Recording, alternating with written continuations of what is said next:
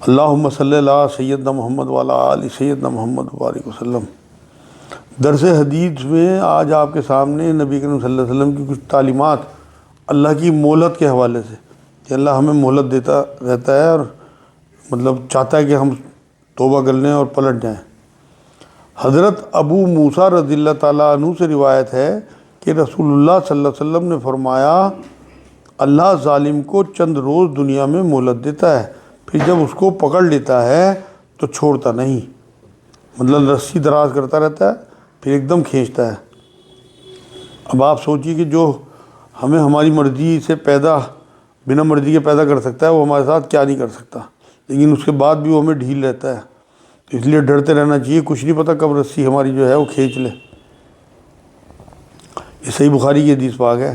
ہم تو سوچتے ہیں نا کہ جو ہمیں مل رہا وہ ہماری قسمت یا ہماری محنت کا ہے، ہو سکتا ہے وہ ہماری آزمائش کا حصہ ہو۔ سورہ انعام آیت 158 میں اللہ نے کہا کہ کس بات کے منتظر ہیں کہ ان کے پاس فرشتے آئیں یا خود اللہ آ جائے یا اس کی نشانیاں آ جائیں جب ایمان لائیں گے۔ اگر نشانیاں آ گئیں تو جو پہلے سے ایمان والا نہ ہوگا اسے ایمان لانے کا کوئی فائدہ نہ ہوگا۔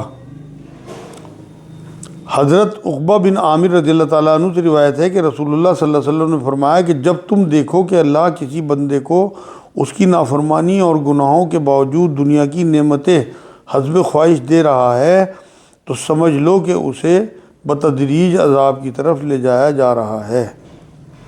مسند احمد کی حدیث پاک ہے۔ ہم اسے خود پہ بھی اپلائی کر کے دیکھیں، کیونکہ سب کو اپنے گناہ خود پتہ ہے۔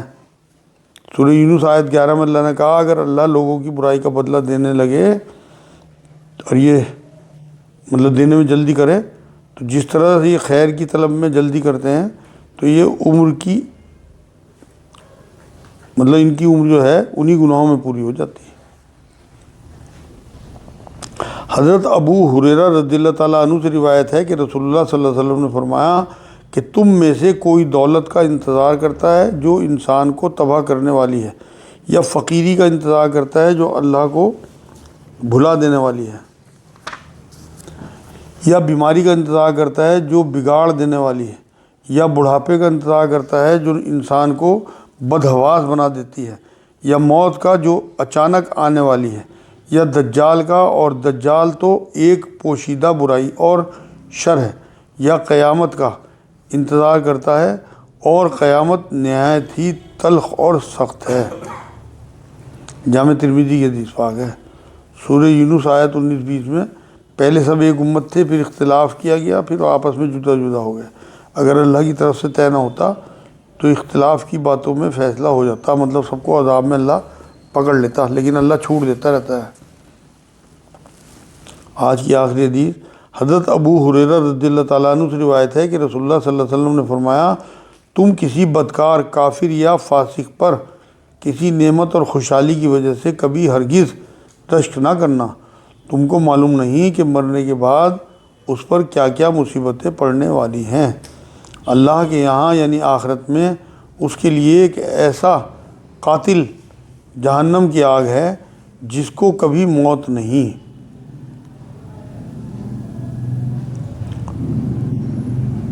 شرح النساء کی حدیث پاک ہے۔ کئی بار اللہ جو ہے نا گناہوں میں زیادتی کی وجہ سے نیکی کی توفیق ہی چھین لیتا ہے اور گناہوں میں بڑھاتا جاتا ہے، اتنا آگے کہ واپسی ممکن نہیں ہوتی، اور پھر وہ اسی حالت میں مر جاتا ہے، اور اس کی جو موت ہے وہ کفر کی حالت میں ہوتی ہے۔ اسی لیے جو ہمارے استاد ہیں واصف علی واصف، یہ کہتے تھے کہ کوشش یہ کرو کہ تمہاری موت حالت گناہ میں نہ ہو، حالت توبہ میں ہو۔ اگر کوئی گناہ ہو بھی جائے تو ہاتھ کے ہاتھ توبہ کیا کرو، جس سے کہ جو ہے وہ اللہ اسے معاف کر دے، سچے دل سے توبہ کرو گے۔ ورنہ اگر خدا نہ خواستہ تم نے توبہ نہ کی اور اسی حالت میں مر گئے تو حالت گناہ میں مرو گے، اور نبی نے فرمایا جو جس حالت میں مرے گا اسی حالت میں اٹھے گا۔ تو ہم اگر حالت توبہ میں اٹھیں گے تو انشاءاللہ بہت اللہ کی فضل سے امید ہے کہ ہماری بخشش ہو جائے گی، اور اگر حالت گناہ میں اٹھے تو بہت سخت حساب ہونا ہے۔ یہ آج الحمدللہ حدیثیں ہی پوری ہو گئیں۔ اب کسی کے ذہن میں کوئی بات ہو تو معلوم کر لو۔